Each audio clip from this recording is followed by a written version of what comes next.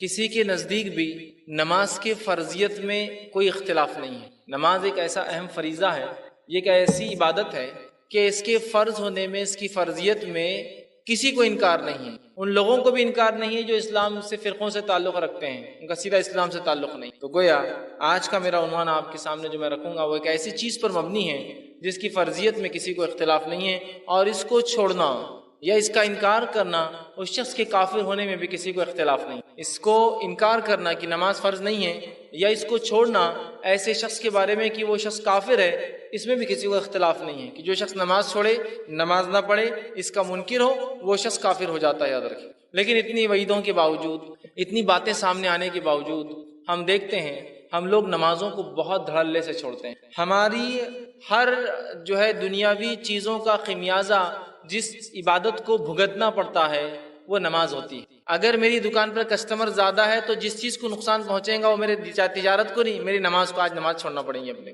اگر میں کھیل کود میں لگا ہوں تو جس چیز کو خمیازہ بھگتنا پڑے گا میرے کھیل کود کا تو وہ نماز ہی ہو سکتی ہے۔ میرے کھیل میں تو کوئی کمی نہیں آ سکتی، اس میں تو کوئی چیلنج نہیں، کوئی سوال ہی نہیں۔ اگر میں تیار ہو کر کسی جگہ جاتا ہوں تو میں اس وجہ سے نماز نہیں پڑھتا ہوں اس لیے کہ وضو تھوڑی کر پاؤں گا۔ مرد ہے، اب بالوں کو ایسا کڑک کر لیا، ایسا کرن لگا کے آ گیا اس نے، تو اب وضو میں مسح کیسے کر سکیں گا؟ وہ تو پورا ختم ہو جائے گا۔ ایک عورت بیچاری گھنٹہ، 2 گھنٹے، 4 گھنٹے جو پارلر پر سج کے آئی ہے، وضو کر کے اپنا میک اپ تو بگاڑ نہیں سکتی ہے۔ تو جس چیز کو ہمارے دکھاوے میں بھی خمیازہ بھگتنا ہے وہ میری نماز ہی ہے۔ نہیں، نماز کو جائیں گے تو بس پورے سیل پڑ جائیں گے، بال خراب ہو جائیں گے، میک اپ نکل جائے گا، وضو سے فلاں ہو سکتا ہے، نیچے بیٹھنے سے کپڑے یہ ہو سکتے ہیں۔ تو جس چیز کو بھگتنا ہے وہ نماز کو ہی بھگتنا ہے خمیازہ۔ اگر میرے گھر میں شادی بیاہ ہے تو جس چیز کو نقصان بھگتنا ہے میرے شادی بیاہ کا، جو چیز چھوٹیں گی وہ شادی بیاہ نہیں ایسا ہو سکتا کہ نہیں آج شادی نہیں ہوں گی اگر نماز کا معاملہ آ گیا، تو وہ یہ ہوگا کہ میری شادی کی وجہ سے نمازوں کو میرے خمیازہ بھگتنا ہے اور میں نمازوں کو چھوڑ دوں گا لیکن شادی کا پہلے اہتمام کروں گا۔ تو وہ آج دیکھا جا رہا ہے اس فریضے کی اتنی کم اہمیت ہے کہ ہمارے تمام چیزوں کا خمیازہ اور نقصان، خمیازہ بولتے ہیں نقصان، کسی چیز کو اگر بھگتنا پڑتا ہے تو وہ میری نماز ہے، وہ میرا فریضہ ہے۔ گویا اس کا مطلب یہ ہوا کہ اس کی اہمیت ہم اس حد تک کھو چکے ہیں کہ ہمارے لیے نماز چھوڑنا آسان ہے لیکن تجارت نہیں، نماز چھوڑنا آسان ہے لیکن شادی بیاہ نہیں، نماز چھوڑنا آسان ہے لیکن کھیل کود نہیں، نماز چھوڑنا آسان ہے لیکن دنیا کی کسی اور چیز کو ہم ترک اور آگے پیچھے نہیں کر سکتے۔ حالانکہ ہم اس دین اور اس شریعت کے ماننے والے جس کے اندر نماز فرض ہے، اور اس حد تک فرض ہے کہ نبی اکرم صلی اللہ علیہ وسلم نے اور قرآن نے اس کا حکم دیا اور نبی نے اس کا طریقہ بتایا کہ صلاۃ الخوف کیسی پڑھی جائے۔ صلاۃ الخوف وہ نماز ہوتی ہے کہ جب دشمن سامنے ہو، لڑائی کا معاملہ ہو، تو تب بھی اسلام سکھا رہا ہے نماز تو نہیں چھوڑی جا سکتی ہے۔ اس کا طریقہ سکھایا جا رہا ہے کہ ایک جماعت امام کے پیچھے کھڑے ہوں گی، وہ 2 رکعت پڑھیں گی اگر 4 والی نماز چل رہی تو، پھر وہ وہاں سے ہٹ جائیں گی، دوسری جماعت آ کے امام کے پیچھے مل جائیں گی، جب باقی کے 2 ان کے ساتھ پڑھیں گی، گویا آدھی جماعت کو 2 رکعت اور آدھے لوگوں کو 2 ملیں گی، امام کی 4 ہوں گی، باقی کے آ کے وہ مکمل کر لیں گے اپنی بات میں۔ تو گویا خوف میں بھی ہے، خوف مطلب جنگ کی حالت میں ہے، جان جانے کا معاملہ بھی ہے تو نماز پڑھی جا رہی ہے۔ آپ سمجھ رہے؟ صلاۃ الخوف یہ جنگ میں پڑھی جانے والی نماز ہے، یہ دشمن کے اٹیک کا جب ڈر ہے جو انسان نماز پڑھتا ہے صلاۃ الخوف کہتے ہیں۔ تو گویا اسلام تو وہ دین ہے جس کے اندر اللہ کی عبادت، رب کی عبادت جو 5 وقت دن میں فرض ہے جس کو نماز کہا جاتا ہے، وہ تو اگر میدان جنگ میں بھی ہو تو ادا کرنی ہے، رخصت اور چھٹی نہیں ہے۔ ہم اللہ رب العزت کو، اللہ ہم پر رحم کرے، کیا جواب دیں گے جب ہم نے اپنے رسومات کے لیے، شادی بیاہ کے لیے، چھوٹی چھوٹی بیماریوں کے لیے، اپنی فیشن پرستی کے لیے، اپنی دکانداری کے لیے، حالانکہ رزق دینے والا اللہ ہے، پھر بھی ہم سوچتے شاید کسٹمر رزق دے کے جائیں گا ہم کو، تو ہم اللہ کو ناراض کرتے۔ چھوٹی چھوٹی تجارتوں کے لیے اور دنیا کے 2 کوڑی کے لیے جو ہم نے رب کے ذکر کو، جو سب سے افضل تھا، جس کو فرض قرار دیا گیا، اس کو ہم نے ایک معمولی عمل سمجھ کے چھوڑ دیا۔ اس کا مطلب یہ ہوا کہ ہم لوگ نماز کی اہمیت کو نہیں سمجھتے ہیں، اور جیسا کہ ہم دیکھتے ہیں فجر کی نماز سے لے کر اگر مغرب کی نماز دیکھی جائے تو دونوں کے فرق سے کم از کم اتنا اندازہ تو ہو جاتا ہے کہ مسلمانوں کی اکثر تعداد نماز نہیں پڑھتی۔ فجر کے اندر 4، 6، 8، 10 ایک صف، اگر مسجد ایسے علاقے میں جہاں زیادہ مسلمان ہیں تو 2 صف زیادہ سے زیادہ، اور مغرب کے اندر وہی مسجد کا حال یہ کہ فل ہو جاتی ہے، لوگ بازو والی مسجد میں کبھی چلے جاتے ہیں۔ اس کے مقابلے میں مغرب سے آپ مخالفت کیجیے جمعے کا تو پھر پتہ چلتا ہے مسلمانوں کی اور بھی اکثریت نہیں پڑتی، اس لیے کہ جمعہ میں جتنی تعداد ہوتی ہے تو مسجدوں کو بند کرنا پڑتا ہے۔ پھر اس سے آپ کمپیئر کیجئے رمضان کا پہلا دن اور وہ پہلی رات جو عشاء کی مغرب کی آتی ہے اور عشاء کی آتی ہے، اس میں تو راستوں کو بند کرنا پڑتا ہے. اس کا مطلب عام جمعے میں بھی لوگ اتنی نماز نہیں پڑھتے جتنے رمضان میں پڑھتے ہیں. اور رمضان میں بھی جس کو جمعۃ الوداع کے نام سے مشہور کر دیا, آخری جمعہ جو ابھی گزرا ہے, اس میں جو ہے اگر اس کا معاملہ لے تو اس میں بھی اور تعداد ملیں گی جو عام جمعہ میں بھی نہیں ملتی ہے. اس سے پتہ چلا عام جمعہ میں رمضان کے بھی جتنے لوگ نماز نہیں پڑھتے جمعۃ الوداع کو پڑھتے. اور عیدین کا اگر معاملہ لے تو عیدین میں آپ کو اتنے لوگ ملیں گے جتنے آپ کو جمعے میں بھی نہیں ملتے, چاہے جمعۃ الوداع جس کو کہا تھا اس میں بھی نہیں ملتے. اس سے پتہ چلا کتنے لوگ کثرت سے نماز چھوڑ رہے ہیں. ایک فجر کی عام نماز سے لے کر عید کی نماز سے اس کو کمپیئر کر لیجیے, کیونکہ عیدگاہ لاکھوں کی تعداد میں ہے, اس کے اندر مصلی ایک عیدگاہ میں 1.25 لاکھ, ایک عیدگاہ میں 1 لاکھ, ایک عید پر تو لاکھوں. اور پھر جمعہ جو ہے عیدین کی نمازیں جو مساجد میں بھی ہو رہی ہے. پھر لوگوں نے پرائیویٹ جو ہے اپنے کھیتوں پر بھی اور کھلے میدانوں میں بھی شروع کر دیے. اتنا ہونے کے باوجود بھی جگہ نہیں پڑتی ہے. تو پتہ ہی چلا کہ وہ فجر میں جو لوگ آ رہے ہیں وہ بھی مسلمان ہیں, اور عید کی نماز کو جا رہے وہ بھی مسلمان ہیں. لیکن یہ بات یاد رکھیے, اس عید کی نماز میں بھی سارے مسلمان نہیں آتے ہیں, اس لیے کہ بہت سارے تو اتنی تجارت کر چکے ہوتے ہیں کہ جو فجر کے بعد سوتے ہیں تو دوسرے دن اٹھتے ہو عید کے باسی دن کے دن جو ہے ان کی آنکھیں کھلتی ہیں, تو وہ پورے لوگ بھی نماز نہیں پڑھتے. اس لیے کہ بزنس بھی تو ہے نا, چاند رات کا بزنس کیسا ہم مار کھا سکتا ہمارا, وہ بھی صرف ایک عید کے لیے, ایک تہوار کے لیے. حالانکہ تہوار اسلام میں صرف 2 ہے, منانا چاہیے اس کو. عید جس کو کہتے ہیں عام زبان میں تہوار, وہ منانے کی چیز ہے. تو بہرحال آپ دیکھیے اس کو بھی لوگ دھڑلے سے چھوڑتے ہیں. تو گویا نماز کی ہم نے اہمیت چھوڑ دی. اگر اس کی اہمیت شاید ہمارے دلوں میں ایسی ہوتی جیسا ہونا چاہیے, جیسا اس کا حق ہے, تو شاید ہم اپنے ہر عمل کو چھوڑ دیتے ہیں سوائے اس کی کہ نماز کو چھوڑنے کی. سب عمل چھوڑ دیتے ہیں. بزنس کو بات نہیں, تھوڑی دیر شٹر ڈاؤن, کوئی مسئلہ نہیں. اللہ رزق دینے والا ہے, کسٹمر آج نہیں کل آئیں گا, کوئی اس میں مسئلہ نہیں. کہ میں جو ہے کھیل کود میں, کھیل کود چلتا رہے گا. کھیل کود انسان صحت کے لیے کرتا ہے, اللہ صحت دینے والا ہے, اس کا مالک ہے. کھیل کود ٹھیک ہے اپنی جگہ, لیکن نماز کے آڑے نہیں آ سکتا ہے. ٹھیک ہے میں بازار میں ہوں, میں جو اچھے لباس میں ہوں, میری خود کی شادی ہے, میں کسی کی شادی میں ہوں, ٹھیک ہے یہ سب ہو سکتا ہے, لیکن میرا لباس میری شادی میں کوئی عبادتوں سے تو نہیں روک سکتی ہے, وہ ایک الگ چیز ہے. لیکن میری نماز تو فرض ہے. اسی طرح اگر ہم یہ نماز کی اہمیت کو جان لیں تو انشاءاللہ عزیز میں دعوے سے کہہ سکتا ہوں جتنی مسجد ایگزسٹنس میں ہیں, ایک بھی شہر کی کوئی مسلمان آبادی کی مسجدیں پرنے والی نہیں ہیں نمازیوں کو. کیونکہ اتنی کم مسجدیں ہیں, اتنی کم مسجدیں ہیں, کسی کو انتہا نہیں. چونکہ نماز کہاں پڑھتے ہیں لوگ, کبھی کبھار جمعہ پڑھ لے تو تھوڑی بڑھا دیتے لوگ. عیدین میں تو اکثر بولتے چلو عید کے لیے مسجد کو اتنا تھوڑی بڑھا سکتے, ٹینٹ لگا دو, کچھ کر دو. تو ہم نے نماز کی اہمیت کو کھو دیا. میں آج آپ کے سامنے نماز کے فضائل اور اس کی اہمیت پہ بات کروں گا. اس کے مسائل پہ میرا ڈسکشن نہیں اور میری گفتگو نہیں ہوں گی. یاد رکھیے اس کی اہمیت کیا ہے, اس کا امپورٹنس کیا ہے, ہم اس کو سمجھ لیں اور اپنی زندگیوں میں نماز کو لا لیں. ہم مسجد جانے والے بن جائیں, نماز پڑھنے والے بن جائیں, جیسا کہ جو ہمارے نبی نے ساری زندگی اور اپنی موت, اپنی وفات تک جو ہے نماز کو مسلسل پڑھتے رہے. صحابہ کرام نمازیں پڑھتے رہے, چاہے وہ جو بھی حالات زندگی کے ان کی چلتے رہے. تو ہم بھی جو اپنے آپ کو نمازی بنا لے. اللہ رب العزت نے اپنی کتاب کی شروعات کی, پہلی سورت سورۃ الفاتحہ ہے, 7 آیتیں گزر گئی جو کہ دعا ہے. دوسری سورت آتی ہے, دوسری سورت جو ہی شروع ہوتی ہے اللہ رب العزت نے اس میں فرمایا, سورہ بقرہ سورہ نمبر 2 آیت نمبر 1 میں الف لام میم, یہ حروف مقطعات ہے, اس کا معنی اللہ جانتا ہے. ذالک الکتاب لا ریب فیہ ھدی للمتقین, اس قرآن کا اللہ کی طرف سے ہونے میں کوئی شک نہیں, ہدایت متقین کے لیے. الذین یؤمنون بالغیب, متقی وہ ہے جس کی پہلی صفت یہ ہے ایمان لاتا غیب پر.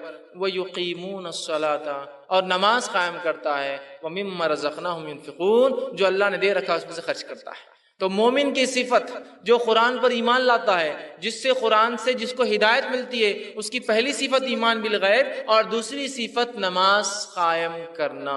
سورہ بقرہ شروع ہی ہوا ہے, تیسری ہی آیت شروع ہوتی ہے. مومنوں کی صفت نماز قائم. تو گویا پتہ چلا ایمان کے بعد جو سب سے اہم رکن ہے وہ کیا ہے, صلاح, نماز. دوسری جگہ اللہ رب العزت نے فرمایا سورہ ماؤن سورہ نمبر 107 آیت نمبر 4 سے آگے, فویل للمصلین, لعنت و ہلاکت و بربادی و برائی و نمازیوں کے لیے. کیوں لعنت و ہلاکت و بربادی ہو؟ فویل للمصلین الذین هم عن صلاتهم ساہون, اس لیے کہ وہ لوگوں پر لعنت ہو, ان نمازیوں پر لعنت ہو جو کبھی نماز پڑھتے اور کبھی چھوڑتے ہیں. تو گویا کبھی پڑھنا اور کبھی چھوڑنے والے پہ لعنت کی جا رہی ہے, جو کبھی نہیں پڑھتا اس پر کیا ہوں گا اندازہ لگا لے. فویل للمصلین, لعنت ہو ان نمازیوں پر جو کبھی پڑھتے اور کبھی چھوڑتے ہیں. اس کی مثال ایسی ہے کہ ظہر اثر مغرب ہو گئی, فجر عشاء چھوڑ دی, یہ اس میں شامل ہوگا. مصیبت آئی تو نمازیں شروع, مصیبت چلے گی نمازیں ختم, ہے نا. ایگزام آئے نمازیں شروع, ایگزام ختم, نماز ختم. بیمار ہوئی نمازیں شروع, بیماری ختم, نماز ختم. کسی چیز میں کمپٹیشن میں یا کسی اس میں مسابقے میں حصہ لیا, مسابقہ جیت گئے, نماز ختم, ہے نا.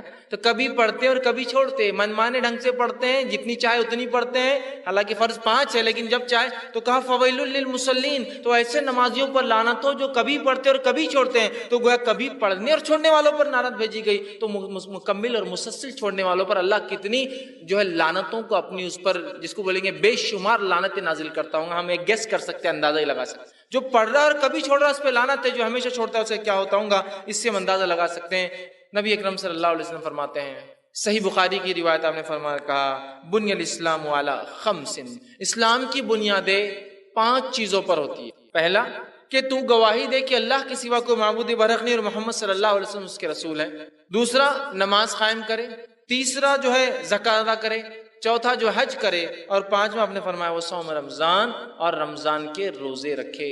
5 باتیں فرائض نے بتائی ہے. تو گویا اسلام کی بنیادیں, بنی الاسلام علی خمس, بنیادیں, ستون, عماد, جس جو کالم, جو پلر ہوتا ہے جس کے اوپر کسی چیز کی چھت ٹیکی جاتی ہے اس کو کہتے ہیں عماد, بنیاد. تو اسلام کی بنیادیں, اسلام جو جس چیز پر ٹکا ہے اس کے 5 کالمز اور پلر سے اسلام ٹکا ہے. اور اس میں سے سیکنڈ پلر جو ہے امپورٹنس کے اعتبار سب سے پہلا تو توحید, شہادت.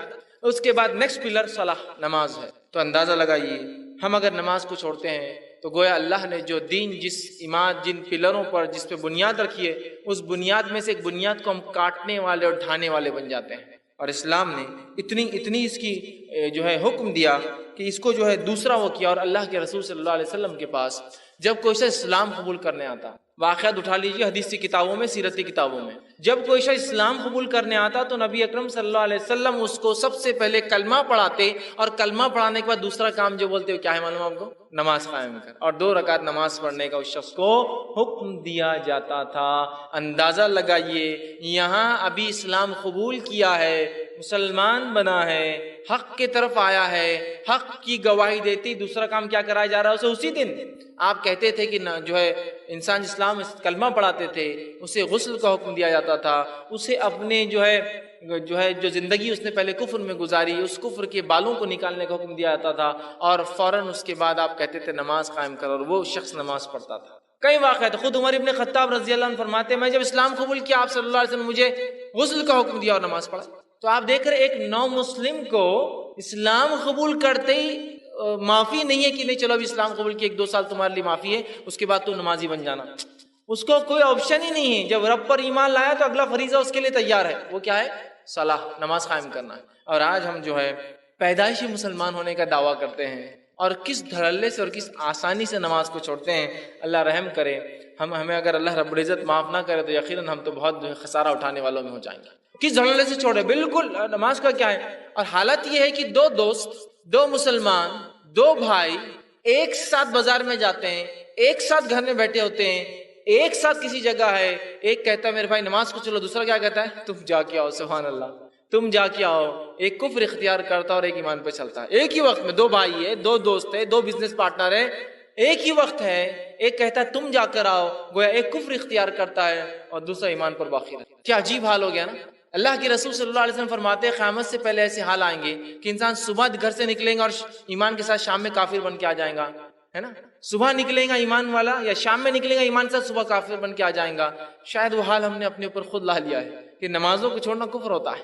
آپ دیکھیے وہ کہہ رہا نہیں آپ پڑھ کے آئیے میں ذرا بیٹھتا ہوں. اندازہ لگائی نماز کی مطلب کوئی قدر, کوئی اہمیت نہیں ہے, جس نماز کے لیے صحابہ تڑپ رہے تھے کہ اللہ رب العزت جس نے اتنے فضل, اتنے کرم, اتنی جو ہم پر نعمتیں برسائی ہے, اس کے بدلے ہم کچھ کرے اس رب کے لیے. اور وہ نماز تھی جو دی گئی, اس کے لیے ترس رہے تھے کچھ نازل ہو. اور ہمارا حال یہ ہے کہ ہمیں دیا گیا, ہم پڑھتے نہیں ہیں. نبی اکرم صلی اللہ علیہ وسلم جب ایمان مطلب آ رہا تھا, ابتدائی مکی دور تھا, نماز فرض نہیں ہوئی تھی, تب بھی آپ جو ہے 3 وقت نمازیں پڑھتے تھے, اور 2-2 رکعت ہوا کرتی تھی وہ نمازیں, صبح دوپہر اور شام میں 2-2 رکعت. اور صحابہ بھی چھپ چھپ کر نمازیں پڑھا کرتے تھے 2-2 رکعت کی شکل میں, حالانکہ نماز فرض نہیں تھی ابھی, لیکن پڑھا کرتے تھے. ابھی تو فرض نہیں ہوئی, جب فرض ہوگی تو صحابہ تو خوش ہو اٹھے تھے کہ ان کے رب نے جو اتنے فضل اور کرم ان پر کیے اور آخرت میں جنت دینے والا ہے. کچھ تو چیزیں جو ہم پر فرض کی ہے جس کو عمل میں لائے, اور آج ہم سوچتے کہ کاش کہ اللہ تعالیٰ نے جو ہے نماز فرض نہیں کرنا تھا یار, باقی سب چل جا رہا. روزہ جم جاتا اپنے کو 1 مہینہ, کوئی بہت مشکل نہیں جاتی, اتنی بھوک تو برداشت کر لیتے ہیں. زکوٰۃ کا بھی کوئی بہت بڑا مسئلہ نہیں یار, مال کا ہی معاملہ ہے, دے دیں گے اٹھا کر. حج کا معاملہ تو پیسے ہے تو, نہیں تو وہ تو کوئی مسئلہ ہی نہیں ہے, ہے نا. تو یہ تھوڑا سا آسان دکھ رہا. توحید تو معاملہ ماشاءاللہ ہی نہیں, ہم تو توحید پرست ہے, ہم اللہ سے شرک نہیں کریں گے. بس یہ 5 وقت کیوں اللہ تعالیٰ بلا لے رہا, بس یہ نہیں ہونا تھا. مطلب دیکھیے اب اللہ تعالیٰ جو بہتر جانتا ہے کہ ہمارے لیے کیا اچھا ہے کیا برا ہے, اس میں بھی ہماری منمانی ہوتی ہے. اور صحابہ کا حال یہ تھا, صحابہ انتظار کر رہے تھے کہ ہمارا رب نمازوں کو شاید ہم پر فرض کر دے تو ہم اس کو ہمیشہ ادا کریں گے, اور ہم سوچتے کاش کی فرض نہ ہوئی ہوتے تو باقی سب عمل تو ہم انشاءاللہ کر ہی لیتے تھے. آزمائش کہاں ہوں گی پھر؟ نماز آزمائش ہے, فرائض آزمائش ہے, یاد رکھیے. آزمائش کہاں ہوتی پھر اگر آپ کو یہ آسانی ہم کو دے دی جاتا کہ بس ایمان لا اور بس پڑے رہو گھروں کے اندر اور اس کے بعد مر جاؤ تو آ جاؤ جنت میں اللہ کی, تو پھر آزمائش کہاں تھی بھائی میرے؟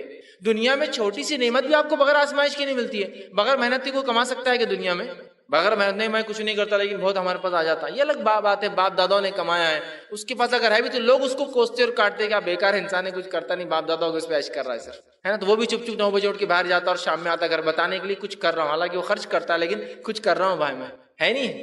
تو دنیا میں کوشش کرنے کے بغیر کچھ حاصل نہیں ہے. تو اسی طرح آخرت کے لیے بھی ہمیں ایمان پر چل کر جو اس کے تقاضے ہیں فرائض ہے اس پہ عمل کرنے کے بغیر کوئی چارہ نہیں, یاد رکھیے. اور آج ہماری حالت یہ ہے کہ اگر جو ہے کوئی شخص جو ہے نماز پڑھنے لگ جاتا ہے, کوئی شخص مسجدوں میں دکھنے لگ جاتا ہے, تو لوگ کیا پوچھتے ہیں اس سے معلوم, سب خیر تو ہے نا گھر پر؟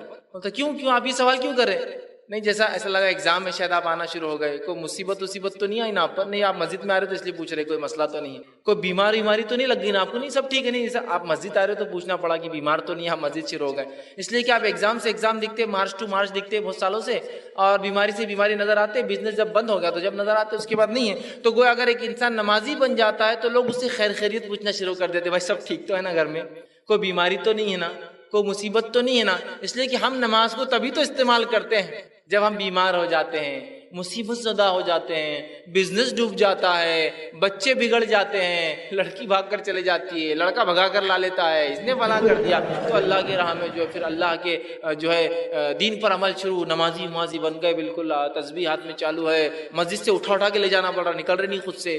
اور اس کے بعد جب وہ معاملہ حل ہو گیا, کیس ختم, معاملہ ختم, اللہ نے نعمت دے دی, تجارت چل گئی, فلاں ہو گئی, اس کے بعد پھر لوگ پوچھتے شاید سب اچھا چل رہا, کیوں نہیں وہ آپ مسجد نہیں آ رہے ہیں, تو ایسا لگا اب اچھا چل ہی رہا ہوں, اس لیے کہ مسجد آ رہے تھے آپ چھوڑ ہے نہیں. یہی حال ہو چکا ہے کہ نمازیں جب انسان پڑھے تو لوگ شک میں پڑ جاتے ہیں, کو مصیبت میں لگتا ہے, اس لیے کہ اس کے بغیر تو نماز کو کبھی آتا نہیں ہے. حالت ہماری یہ ہے. نبی اکرم صلی اللہ علیہ وسلم فرماتے ہیں, مسند احمد کی روایت ہے نماز کی اہمیت بیان کرتے ہوئے, اول ما یحاسب به العبد صلاۃ, روز قیامت جو سب سے پہلے اللہ جس چیز کا حساب شروع کریں گا بندے سے وہ اس کی نماز ہوں گی. پہلا حساب اللہ کے حق میں جو ہوگا وہ نماز, اور پہلا حساب بندوں کے حق میں جو ہوگا خون کا ہوگا. تو بندے کا جو اللہ جب معاملہ کریں گا اپنا, تو توحید تو بہرحال ہے, نماز سب سے پہلی چیز ہے جس کا حساب ہوگا. جامع ترمذی کی روایت اللہ فرمائیں گا بندے کی نماز دیکھو, سب سے پہلے اس کی نماز دیکھی جائیں گی. اللہ کہیں گا کیا ہوا, اس کی نماز پوری ہوئی نہیں ہوئی؟ جو ہے فرشتے کہیں گے اللہ اس کی نماز میں کمی ہو رہی ہے. تو اللہ کہیں گا دیکھو اس کی کوئی اور نفل سنت وغیرہ ہے کہ اگر ہو تو یہ اس سے فرائض کی تکمیل کر دینا, ٹھیک, تو وہ ڈھونڈی جائیں گی. پھر اگر وہ بھی نہ ہوئی تو پھر خسارے میں رہا انسان. تو پہلا سوال, پہلا حساب, پہلا کتاب, فرسٹ اکاؤنٹیبلٹی, پہلا اکاؤنٹ جس چیز کے تعلق سے رجسٹرز کھولے جائیں گے میرے اور آپ کے, وہ ہوگا نماز کا معاملہ. اب ہر شخص سوچ لے, اگر کوشچنر ایگزامینر کے فرسٹ کوشچن کے اندر جو وائوا میں ہوتا ہے, اورل ٹیسٹ میں ہوتا ہے, انسان فیل ہو جائے تو اگلوں کا کیا ہوتا ہے ہم سب جانتے ہیں. پہلا سوال آپ نے غلط لکھا پرچے میں, تو ایگزامنر سائیکولوجی کر رہے یار اس نے پرچہ غلط لکھا ہی ہوگا پورا, ہے نا. تو ہر کوئی بولتا فرسٹ وہ اٹیمپٹ کرنا چاہیے جو سب سے اچھا آپ لکھ سکتے. پہلا کوشچن دیکھیے نماز, اگر اس میں ہم فیل ہو گئے تو اگلوں کے بارے میں اندازہ ہی لگایا جا سکتا کیا ہونے والا ہے. فرسٹ امپریشن ہی ہمارا غلط پڑ جائے گا. ہم کوشش کریں نماز کو امپریشن کے لیے نہیں, لیکن اپنے رب کے پاس حساب دینا ہے, یہ فریضہ ہے, اور اس کو خواہش کے ساتھ تکمیل پہ لے جائے کہ نہیں اللہ مجھے کرنا ہے, تو اتنی نعمتیں دیتا ہے. اگر کوئی عام انسان اتنی نعمتیں دے تو مجھے کتنا اس کا شکر ادا کرنا پڑتا ہے نہیں. ایک انسان کسی کو خیرات بھی دے تو بیچارہ جو لیتا ہے نا اس کو شکریہ ادا کرنا پڑتا ہے اس کا. حالانکہ خیرات دے کر وہ احسان نہیں کرتا ہے, وہ اپنا ایک بوجھ اتارتا ہے سر سے, پھر بھی لیکن وہ کرتا ہے. تو اللہ اتنی بیش بہار نعمتیں دیتا ہے, کیا اس کے شکر میں ہم فرائض پہ بھی عمل نہیں کریں گے؟ بہرحال یہ بڑی ضروری چیز ہے. آج ہم جو ہے اتنی مصروفیت کا ہم بہانہ بناتے ہیں, اور جو ہے اتنے کام ہم نے اپنے اوپر جو ہے لاد دیے ہیں کہ جس کا خمیازہ اگر کسی کو بھگتنا پڑتا ہے ہماری مصروفیت کا تو وہ صرف اور صرف نماز ہوتی ہے۔ اور آج جو ہے نماز کا ایسا معاملہ ہو چکا ہے کہ ہم بہت کم اسے ادا کرتے ہیں، حالانکہ نماز کی ادائیگی پابندی سے کرنا اس کی خاص تاکید اللہ کی کتاب نے دی۔ اللہ رب العزت سورہ انعام سورہ نمبر 6 آیت نمبر 92 فرماتا اور کہتا ہے والذین یؤمنون بالآخرۃ یؤمنون بہ، جو لوگ ایمان لاتے ہیں آخرت پر وہ ایمان لاتے ہیں اس قرآن پہ، وہم علی صلاتہم یحافظون، اور وہ اپنی نمازوں کی حفاظت کرتے ہیں۔ جو آخرت پر ایمان لاتا ہے وہ قرآن پر ایمان لاتا ہے، جو قرآن پر ایمان لاتا ہے وہ نمازوں کی حفاظت کرتا ہے۔ مومنوں کی صفت قرآن کہہ رہا ہے کہ نمازوں کی حفاظت کرنا مومن کی صفت ہے۔ پھر اس کی حفاظت کا تاکیدی حکم اللہ نے دیا اور فرمایا سورہ نساء سورہ نمبر 4 آیت نمبر 162 162 میں والموقنین الصلاۃ والمؤتون الزکاۃ والمؤمنون باللہ والیوم الآخر اولئک سنؤتیہم اجرا عظیما، فرمایا اور جو نماز قائم کرنے والے ہیں اور جو ہے زکوٰۃ دینے والے ہیں، جو ایمان لاتے ہیں اللہ پر اور یوم آخرت پر، ایسے ہی لوگوں کے لیے ہم نے بہت بڑا اجر اٹھا کر رکھا ہے۔ جو نمازی قائم کرتے ہیں، جو زکوٰۃ دیتے ہیں، جو ایمان لاتے ہیں اللہ پر آخرت پر، ایسے ہی لوگوں کے لیے ہم نے بڑا اجر تیار کر رکھا ہے۔ اسی طرح جو ہے ایک اور آیت میں سورہ بقرہ سورہ نمبر 2 آیت میں 238 میں 238 میں اللہ فرماتا ہے کہتا ہے حافظوا الصلاۃ الوسطیٰ، نماز کی جو ہے حفاظت کرو، اور خاص طور سے بیچ والی نماز مطلب عصر کی نماز کی حفاظت کرو، اور خاص طور سے بیچ والی نماز کی۔ پھر تاکید کی نماز کی اور فرمایا سورہ مومنون سورہ نمبر 23 آیت نمبر 9 جس میں سکسیسفل لوگوں کی بات بتائی گئی ہے۔ بہت سے لوگ ہوتے ہیں نا جو لوگ MBA کرتے ہیں، مینجمنٹ کورسز کرتے ہیں، ان سے پوچھئے سکسیسفل لوگوں کی جو ہے سوانح حیات بایوگرافی پڑھنے کا کیا امپورٹنس رہتا ہے؟ پھر وہ بولتے ہیں یہ مینیجر تھا، اس نے یہ کیا زندگی میں، فلاں اس کی سوانح حیات، فلاں کرتا تھا، یہ کرتا تھا، ہے نا۔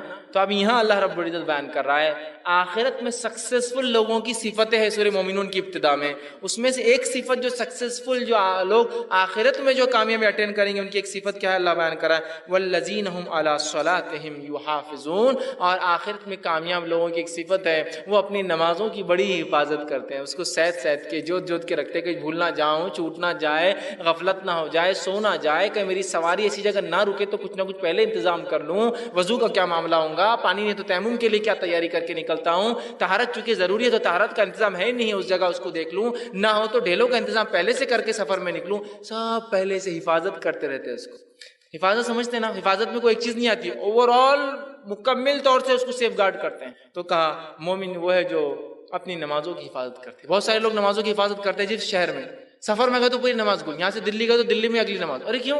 طہارت کا مسئلہ، ٹرین میں پانی نہیں رہتی ہے، تو پھر حفاظت والے کہاں ہوئے آپ نماز کے؟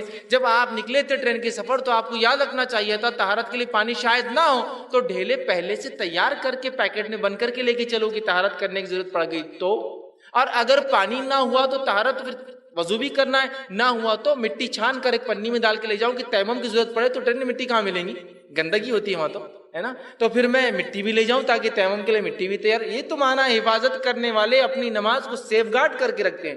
میری بس اگر چھوٹ جاتی ہے تو بس رکیں گے نہیں اگلے مقام پہ، اس لیے کہ بہت لمبا ہے، تو پھر بس والے سے بات کر کے اچھا ایسا ہے کہ چلو میں نماز کے وقت کب شروع ہوتا ہے کب ختم ہوتا ہے، آج تو ماشاءاللہ اینڈرائڈ کا زمانہ آسانی سے پتہ چل جاتا ہے، چلو ٹائم تو ہو گیا پڑھ لیتا ہوں، اس لیے کہ پھر بس رکنے والی نہیں بہت لمبا، یہی تو حفاظت، سیف گارڈ کرنا اپنی نمازوں کو۔ تو کہا والذین هم علی صلاتہم یحافظون، اپنی نمازوں کی حفاظت کرتے رہتے ہیں، اس کے بارے میں غور و فکر کرتے ہیں، وہ چاہتے ہیں کہ نمازیں ان سے نہ چھوٹے اور مکمل حفاظت کے ساتھ وہ اپنی نمازوں کو ادا کرے۔ یہ صفت ہے۔ موطا امام مالک کی روایت ہے، آپ صلی اللہ علیہ وسلم فرما رہا ہے یقیناً میرے نزدیک، آپ سب فرما رہے ہیں یقیناً میرے نزدیک تمہارے امور میں سے سب سے اہم اور ضروری کام، یقیناً میرے نزدیک تمہارے امور میں سے سب سے اہم اور ضروری کام نماز ہے۔ کیا فرما رہے ہیں آپ سن؟ تمہارے معاملے میں سب سے اہم چیز جو حکم میں تمہیں دے رہا ہوں، جو امور تمہیں دیے گئے، سب سے اہم چیز نماز ہے۔ پھر آگے فرماتے ہیں ضروری کا کام نماز ہے، جس شخص نے اس کی پابندی کی، اس پر جو ہے کاربند رہا، جس نے پابندی کی، اس پہ اڑا رہا، اس نے اپنا دین محفوظ کر لیا۔ جس نے نماز پڑھی اس نے اپنا دین محفوظ کر لیا، اور جس نے اسے ضائع کر دیا وہ دوسرے معاملات میں بالاولی سست اور کوتا ہوں گا۔ پتہ یہ چلا رسول اللہ فرما رہے ہیں جو نماز میں سستی برتتا ہے اس کا مطلب دنیا کے کاموں کے لائق وہ آدمی نہیں ہے۔ جو اللہ کا جو حق ہے اور سب سے پہلا امپورٹنٹ کام ہے اگر وہ نہیں کرتا ہے تو اس پہ ٹرسٹ مت کیجیے کہ آپ کے دوسرے کام بھی کر سکتا ہوں، وہاں بھی وہ سستی برتیں گا۔ سمجھ رہے آپ بات؟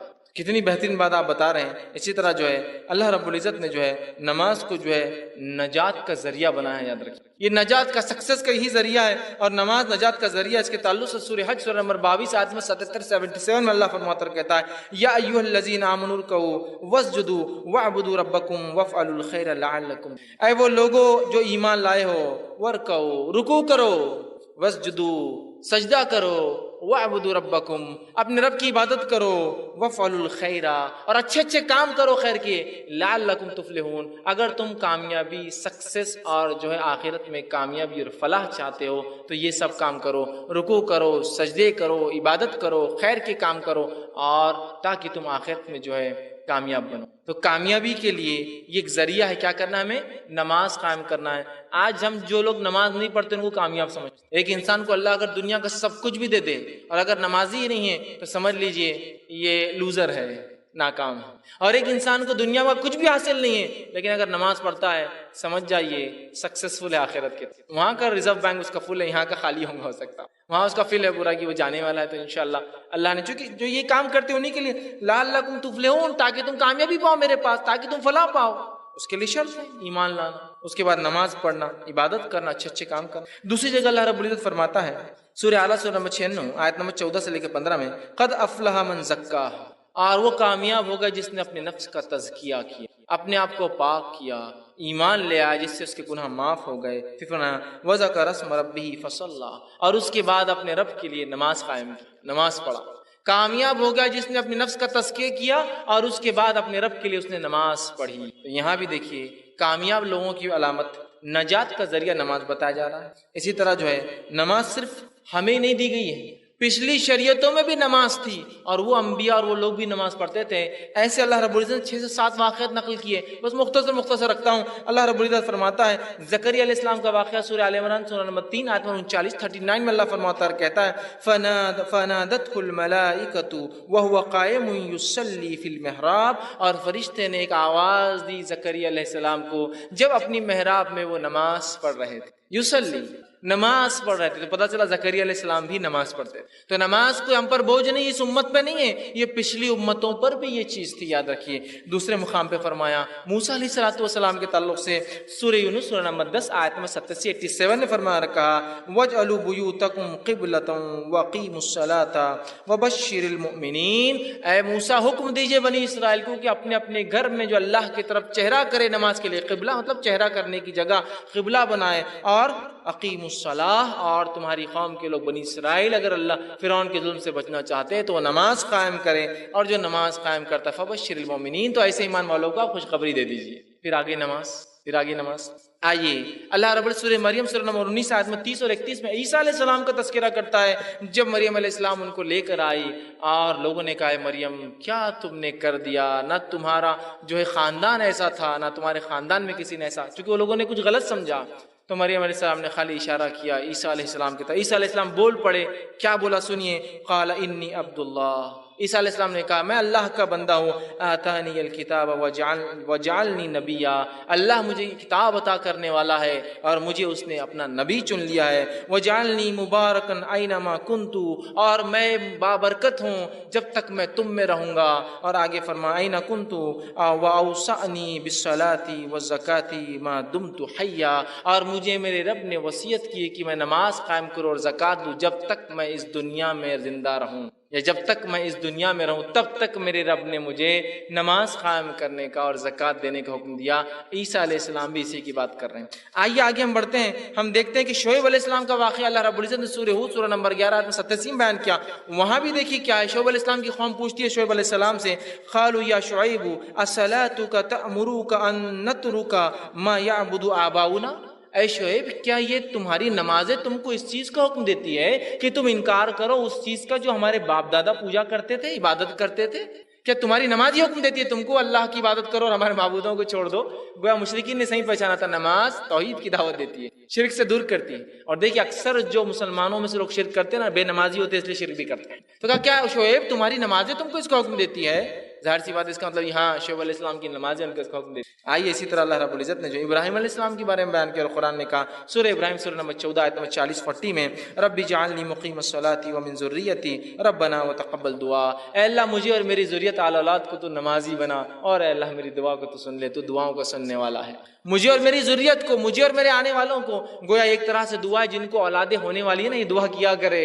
اس لیے کہ یہاں ابراہیم علیہ السلام بھی جو ہے دعا کر رہے اپنے لیے اور اولاد کے لیے آنے والی. اے اللہ مجھے اور میری اولاد کا نماز قائم کرنے والا. ہم کہاں دعا کرتے ہیں اپنی اولاد سے پیدائش سے پہلے اللہ نمازی بنا؟ ہم جو دعا کرتے ہیں اللہ چاند جیسا ہو، گورا ہو، یہ ہو، صحیح سلامت ہو، اس کو بیماریاں نہ ہو، فلاں ہو، ایسا ہو، انجینئر بن جائے، ڈاکٹر بن جائے، یہ بن جائے، کروڑپتی بن جائے، فلاں پتی بن جائے، چاند پر رہے، مارس پر جائے، یہ کرے.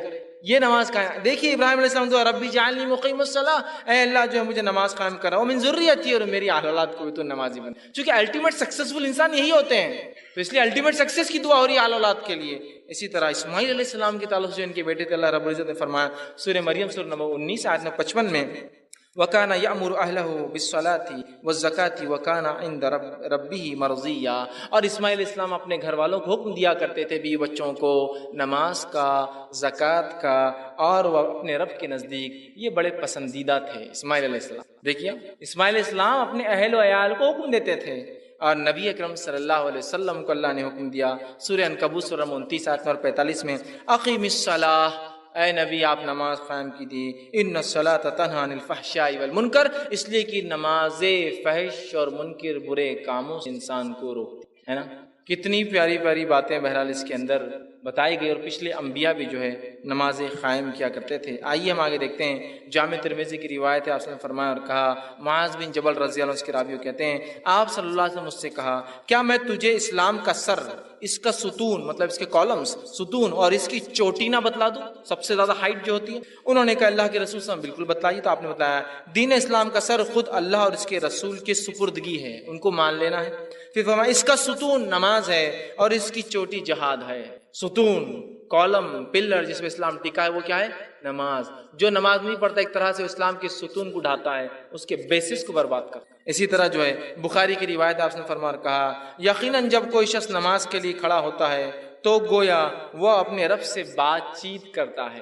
بات چیت کرتا ہے. چیٹنگ میں کتنا مزہ آتا ہے نا لوگوں کو، ہابیز چیٹنگ، بات کرنا کسی سے. تو جب انسان نماز قائم کرتا ہے تو اپنے رب سے بات چیت کرتا ہے. اسی لیے حدیث میں آپ نے فرمایا کوئی نماز کی حالت میں قبلے کی طرف نہ تھوکے، اس لیے کہ جب تم نماز پڑھتے ہو اپنے رب سے کلام کرتے ہو. اور کوئی کلام کرتے ہوئے کیا تھوکتا ہے کہ کسی کلام؟ بات چیت ہے یہ ایک طرح کی. ہمارے مسائل پریشانی ہم کہاں کہاں بھاگ رہے ہیں، لوگوں کے سامنے ہاتھ پیر جوڑ رہے ہیں. یہاں بھاگیے، رب سے بات کیجیے، رب سے چیٹ کیجیے، بتائیے اس کو یہ مسئلہ ہے میرا، نماز قائم کیجیے، دعائیں کیجیے کہ اللہ فلاں مسئلہ یہ ہو گیا آپ کا حل. چونکہ بندہ جب نماز پڑھتا ہے اللہ سے بات چیت کر رہا ہے، اس کا رابطہ سیدھا اس کے رب سے ہے، بغیر کسی فون کے، بغیر کسی خرچ کیے کہ آپ اپنے رب سے رابطہ کرتے ہیں کھڑے کھڑے. اسی طرح جو ہے اللہ کی نزدیکی کا ذریعہ نماز، یاد رکھیے. کوئی بندہ مقرب بندہ اللہ کا پسندیدہ چنندہ اچھا نہیں ہو جب تک نماز نہ قائم کریں. صحیح مسلم کی روایت ہے آپ نے فرماتے ہیں بندہ حالت سجدے میں اپنے رب سے سب سے زیادہ قریب ہوتا ہے. وہ نماز کا ایک پارٹ ہے صرف سجدہ، تو کہا سجدے میں سب سے زیادہ قریب، مطلب اللہ سے قریب ہونا ہے تو سجدے کرنا پڑیں گے. اور افسوس کی بات یہ کہ ہاں بہت سے لوگ جو لوگ نماز نہیں پڑھتے ان کو اللہ سے قریب سمجھتے ہیں، اور بہت بڑے ولی ہیں کبھی نماز نہیں پڑھتے، لیکن او ماشاء اللہ، لیکن نماز کیوں نہیں پڑھتے؟ نہیں یہ بخشا ہے، ان کو ضرورت نہیں، ان کو ضرورت نہیں. انبیاء علیہ الصلوۃ والسلام کے 7 کے تذکرے کیا میں نے نماز کے، اور ان کو ضرورت نہیں، لیکن ماشاءاللہ ان کو ضرورت تھی، لیکن پورے 7 انبیاءوں کو. اور بھی ہے سلیمان علیہ السلام کا تذکرہ ہے، داؤد علیہ السلام کا، میں نے اتنے نہیں لیے چونکہ وقت نہیں تھا. اور بھی تذکرے انبیاءوں کے، نماز کا تذکرہ ان کے ساتھ بھی لیکن وقت نہیں تھا، بلکہ صرف 7 کا رکھا آپ کے ساتھ. اندازہ لگے سب سے زیادہ قریب نماز کی حالت میں ہوتا ہے. ظاہر سے سب سے قریب بندہ بھی وہی جو رب کے نزدیک ہوتا ہے، نماز قائم کرتا ہے. اسی طرح جو ہے نماز جو ہے اپنے رب سے محبت کی علامت ہے. جو شخص نماز پڑھتا ہے وہ اللہ سے محبت کرتا ہے. اس کا مطلب یہ ہے، بخاری کی روایت ابو ہریرہ رضی اللہ عنہ فرماتے ہوئے کہتے ہیں آپ صلی اللہ علیہ وسلم نے فرمایا اور کہا جو ہے اور میرا بندہ جن جن عبادتوں سے، مطلب حدیث قدسی ہے جس میں اللہ فرماتا ہے، اس نے فرمایا اور میرا بندہ جن جن عبادتوں سے میرا قرب حاصل کرتا ہے، نزدیکی حاصل کرتا ہے، ان میں سب سے زیادہ میں جو عبادت کو پسند کرتا ہوں وہ فرائض ہے. جس عبادت کے ذریعے ہم اللہ سے سب سے زیادہ قریب جا سکتے ہیں وہ کون سی عبادت ہے؟ فرض عبادتیں ہیں. توحید، نماز، روزہ، زکوٰۃ اور حج پھر اللہ فرماتا کہتا ہے اس کے بعد جب میرا بندہ نفل ادا کرتا ہے فرض کے بعد تو اللہ فرماتا ہے مجھ سے اتنا نزدیک ہو جاتا ہے کہ میں اس سے محبت کرنے لگتا ہوں۔ فرض کے بعد نفل، یہ نہیں کہ آپ سے نفل ہی پڑھ رہے ہیں، فرض کا کیا نہیں، فرض نہیں ہوتی، اپنے نفل کا بہت دیتے ہیں، اور رات میں تہجد ہو رہی ہے، فجر غائب۔ سب سے زیادہ میں جس چیز کو پسند کرتا ہوں بندے کے معاملے وہ ہے فرائض، اور پھر اس کے بعد جب وہ نفل ادا کرتا فرائض کے بعد تو بس اللہ کہتا ہے میں اس سے اتنا قریب ہو جاتا ہوں کہ میں اس سے محبت کرنے لگ جاتا ہوں۔ نہ صرف بندہ اللہ سے محبت کی علامت ہے نماز، اللہ کی محبت بھی بندے کو آتی نماز کی وجہ سے۔ اسی طرح جو ہے نماز نعمتوں کی شکر گزاری ہے، جو بندہ نماز پڑھتا ہے اپنے رب کی جو نعمتیں اللہ نے دی اس کی شکر گزاری کرتا ہے۔ جامع ترمذی کی روایت ابوبکر صدیق رضی اللہ عنہ اس کے راوی فرماتے ہیں یقیناً نبی اکرم صلی اللہ علیہ وسلم کے پاس اگر کوئی ایسی خبر لائی جاتی جس سے آپ صلی اللہ علیہ وسلم خوش ہوتے تو اللہ تعالیٰ کا شکر ادا کرتے اور سجدہ کرتے، مطلب نماز قائم کر لیتے۔ خوشی کی کوئی خبر آئی کہ آپ سجدہ کر رہے ہیں، گویا یہ شکرانہ ہے نماز ایک طرح سے۔ 5 وقت ہم پڑھتے، اللہ زندگی دی، اچھی زندگی دی، روزی دے رہا ہے، اولاد دی، تمام تر سہولتیں دی، اور اگر کچھ نہ بھی دیا تو ایک صحیح سالم جسم دیا نا۔ کبھی ہوتا ہے کہ کچھ بھی نہیں انسان کے پاس لیکن اس کے پاس ایک جسم تو اللہ نے سب کچھ دیا ہے نا، صحیح سالم بالکل اچھا خاصا، ورنہ بیمار، پیسہ ہے بیماری کیا کریں گے آدمی، ہے نا۔ تو دیکھیے اس پہ خوش ہو تو اللہ کا شکر ادا کرتا ہے، ٹھیک، تو آپ سجدے میں چلے جا، نماز قائم کرتے۔ اسی طرح نماز جو ہے کا اجر جو ہے بے حساب، اس کا بدلہ بے حساب ملے گا۔ حالانکہ فریضہ ہے لیکن ادا کرو تو فائدہ بھی پاؤ، کمپلسری ہے، کرو اور فائدہ بھی پاؤ۔ اللہ کے رسول صلی اللہ علیہ وسلم فرماتے، صحیح مسلم کی روایت میں عائشہ رضی اللہ عنہا فرماتی اور کہتی ہے نماز فجر سے پہلی والی 2 سنتیں اللہ کے رسول نے فرمایا دنیا و ما فیہا، اس میں جو کچھ ہے اس سے بہتر ہے۔ دنیا اور اس میں جو کچھ ہے، صرف فرض نہیں، صرف نماز کی 2 سنتیں جو فجر کی نماز سے پہلے ہوتی ہے، رسول اللہ فرماتے دنیا و ما فیہا، دنیا اور اس میں جو کچھ ہے ان سے زیادہ بہتر۔ صرف 2، ابھی سنت کی بات ہو رہی ہے، فرض کا کیا حال ہوگا پھر جب 2 رکعتیں سنت جو فجر سے پہلے ہے وہ دنیا و ما فیہا سے زیادہ افضل ہے، تو فرائض کا کیا حال ہوگا بس اندازہ گیس ہی کیا جا سکتا ہے۔ آگے آئیے، نماز کے تعلق سے نماز تحفہ آسمانی ہے، یہ ایک جس کو ہم کہیں گے آسمانی تحفہ ہے ہم کو، جو ڈیوائن گفٹ ہے جو دیا گیا۔ اس لیے کہ بخاری کی روایت ہے رسول اللہ صلی اللہ علیہ وسلم معراج پر گئے، معراج پر جانے کے بعد ایک مقام سے ایک جو آسمان سے گزرے، رب کے پاس گئے، رب نے سورہ بقرہ کی آخری دعا تھے آپ کو نوازی اور اس کے ساتھ ایک تحفہ دیا، اور وہ تحفہ کیا تھا؟ نماز تھا۔ یاد ہے جس دن یہ تحفہ ملا بڑے شوق سے مناتے لوگ اس کو، معراج کی رات، تحفے کی رات، نماز کی رات۔ اور اکثر معراج میں نماز پڑھنے والے معراج سے معراجی دکھتے بعد میں نہیں ملیں گے آپ کو، مطلب گفٹ جس دن ملا اسی دن سلام دینے والے کو، اور اس کے بعد غائب، پھر پیٹ۔ گفٹ، یہ تحفہ تو آسمانی ہے، اس لیے کہ ساری عبادتوں کے لیے عبادتوں کو بھیجا گیا، اور یہ ویسی عبادت ہے جس کو بلا کر دیا گیا۔ اس کی فضیلت سمجھ لیجیے، روزہ نیچے آیا، زکوٰۃ نیچے حکم آیا، حج نیچے حکم آیا، توحید نیچے حکم آیا، فرشتہ لے کے آئے، نماز بلا کر دی گئی۔ سبحان اللہ، اہمیت سمجھ لیجیے، ساری عبادتیں فرض بھیجے گئے، یہ بلا کر دی گئی، اس لیے میں کہہ رہا ہوں تحفہ آسمانی ہے اور آسمان پر بلا کے دیا گیا۔ ویسے ساری عبادت آسمان سے ہی آئی، اللہ کے پاس سے آئی نا، یہ تحفہ آسمانی ہے، بلا کر دیا گیا۔ اور اس کی خصوصیت یہ ہے معلوم آپ کو کہ یہ ساری عبادت اسلام کی چاند سے چلتی ہے، نماز کی فضیلت یہ ہے یہ سورج سے چلتی ہے، سب سے ہٹ کر ہے۔ حج کا ایک سیزن ہے، ذی الحجہ کا مہینہ، چاند سے کیلکولیٹ ہوتا ہے نا۔ ساری عبادتیں دیکھیں، زکوٰۃ کے لیے 1 سال گزرنا ہے، وہ بھی چاند سے ہوتا ہے، 355 دن، وہ بھی چاند سے۔ لیکن یہ ایک ایسی عبادت ہے سورج سے چلتی، سورج نکلنے سے پہلے، سورج بیچ میں تھوڑا ہٹ گیا تو، سورج ڈھلنے لگے تو، سورج ڈوبنے کے بعد اور رات کے ایک حصے، تو ساری عبادتیں چاند سے جڑی ہے، اور یہ سورج سے جڑی عبادت ہے۔ اس سے بھی اس کی فضیلت پتہ چلتی ہے، یاد رکھیے۔ اسی طرح جو ہے نماز گناہوں سے پاک کر دیتی ہے۔ صحیح بخاری کی روایت، آپ سب نے صحابہ سے پوچھا کیا تم میں سے کوئی شخص جس کے گھر کے سامنے ایک ندی بہ رہی ہو اور اس میں وہ 5 وقت غسل کرتا ہے تو کیا اس کی آنکھ پہ کوئی میل کچل باقی رہیں گا؟ صحابہ نے کہا بالکل نہیں۔ تو کہا ایسی مثال اس مومن کی جو 5 وقت نماز پڑھتا ہے، اللہ سارے گناہ اس کے معاف کر دیتا ہے اس کی وجہ سے۔ گناہوں کو مٹانے کا ذریعہ، حالانکہ فریضہ ہے، بدلہ بھی دیتا ہے اور اس کے ساتھ ساتھ گناہوں کو مٹاتا بھی۔ ہمیں چاہیے ہم نماز کی پابندی کریں۔ اسی طرح جو ہے نماز جنت کا ذریعہ ہے، یاد رکھیے۔ اللہ رب العزت فرماتا ہے سورہ معارج سورہ نمبر 70 آیت نمبر 34 اور 35 میں کہا فرمایا والذین هم علی صلاتهم یحافظون اولئک فی جنات مکرمون، وہ لوگ جو اپنی نمازوں کی حفاظت کرتے ہیں وہ اکرام والی جنتوں کے اندر داخل ہوں گے، عزت والی جنتوں میں جہاں ان کی عزت توقیر اکرام کیا جائے گا اس میں داخل۔ تو نماز جنت میں جانے کا ذریعہ ہے، اس لیے نماز پڑھو، اکرام والی جنت میں داخل ہو۔ نماز جہنم سے نجات کا ذریعہ ہے، جہنم سے بچنے کا طریقہ ہے۔ صحیح مسلم کی روایت ہے، عمر رضی اللہ عنہ فرماتے اور کہتے ہیں جو شخص نماز فجر اور عصر پڑھے گا وہ ہرگز آگ میں داخل نہیں ہوں گا۔ جو شخص نماز فجر اور عصر پڑھے گا وہ ہرگز جہنم میں داخل نہیں ہوں گا۔ یہ دو نمازوں کے تعلق سے کیوں کہا گیا حالانکہ فرض تو 5 ہیں؟ وہ اس لیے کہ یہ دو نمازوں میں انسان زیادہ کوتاہی کرتا ہے پڑھنے میں، جیسا کہ فجر سونے میں چلی جاتی ہے اور عصر بھی سونے اور چائے میں چلی جاتی ہے، اس میں کمزوری آتی ہے انسان میں، اس لیے خاص طور سے کیا گیا، ورنہ ہر نماز وجہ ہے۔ تو کہا جو فجر اور عصر پڑھیں گا اللہ اس کو آگ نہیں دکھائیں گا جہنم کی۔ یاد رکھیں کتنی بڑی بات جو ہے کہی جا رہی ہے۔ اسی طرح جو ہے نماز جو ہے اپنی حفاظت کا ایک ذریعہ اللہ سے، معلوم ہے نماز ایک حفاظت کا ذریعہ۔ صحیح مسلم کی روایت آپ نے فرمایا کہا جندب خصری رضی اللہ عنہ کے راوی کہتے ہیں جس شخص نے صبح کی نماز پڑھی بس وہ اللہ کے امن و امان میں آ گیا۔ جس نے فجر پڑھ لی اللہ نے اس کا ذمہ لے لیا آج، اور جس نے فجر نہیں پڑھی سمجھ لو اس کا ذمہ ختم ہو گیا ہے نا۔ ایک صحابی کا واقعہ، وہ آیا اور کہا اللہ کے رسول یہ میرا جو اونٹ ہے جس پہ تھے وہ یہ سنتا نہیں میری بات، کیا نہیں کرتا؟ بات نہیں سنتا میری۔ صحیح روایت ہے، آپ صلی اللہ علیہ وسلم اونٹ کے پاس گئے، اس اونٹ نے آپ کے کان مبارک کے پاس اپنا چہرہ لایا اور کچھ کہا۔ صحابی نے کہا اس نے کیا کہا؟ تو کہا تمہاری کمپلین کر رہا تھا، شکایت کر رہا تھا۔ کہا کیا کہا؟ کہا کہ میں اس لیے اس کی بات نہیں سنتا اللہ کے رسول کہ یہ فجر کی نماز کو نہیں اٹھتا۔ اس سے ہم عام زبان میں کہہ سکتے ہیں کسی کی مشین برابر نہیں چل رہی، کارخانہ ٹھپ ہو جا رہا، چیزیں سسٹم برابر نہیں ہے، ورکر ساتھ نہیں دے رہے، لوگ چھوڑ کے بھاگ جا رہے، فجر میں گڑبڑ ہے، کہ تو وہ اونٹ ساتھ نہیں دے رہا تھا فجر میں گڑبڑ کی وجہ سے۔ یہ فجر نہیں پڑتا بول کے میں اس کی بات نہیں سنتا، دن بھر کہیں بھی بھاگ جا رہا، سن رہا نہیں، اس کو ہکالا جا رہا تو مان رہا نہیں، ہو رہا ہے ہو سکتا ہے ایسا ہے نا۔ فجر نہیں پڑھ رہے آپ، بزنس نہیں چل رہا، ہوں گا کیوں نہیں ہوگا، لوگ آپ کی بات نہیں مان رہے ہوں گا، مچھلی لا رہے بار بار بگڑ جا رہی ہے، فجر شروع کر دیجیے انشاءاللہ دیکھیے سب معاملے درست ہوتے جاتے ہیں۔ چونکہ جانور اطاعت نہیں کر رہا ہے کہ انسان کی جو فجر کی نماز نہیں پڑھ رہا، جانور نہیں کر رہا تو فرشتے کیا پھٹکیں گے اس آدمی کے نزدیک، اور کیا اللہ کی رحمت آئیں گے ایسے آدمی کے، ہے نا۔ دیکھیے تو کہا یہ حفاظت کا ذریعہ، جس نے پڑھ لی بس وہ تو آج حفاظت میں آ گیا۔ اسی طرح نماز جو ہے جہنم کی آنکھ کو ٹھنڈا کر دیتی ہے، صرف دنیا میں نہیں آخرت میں بھی حفاظت کرتی ہے۔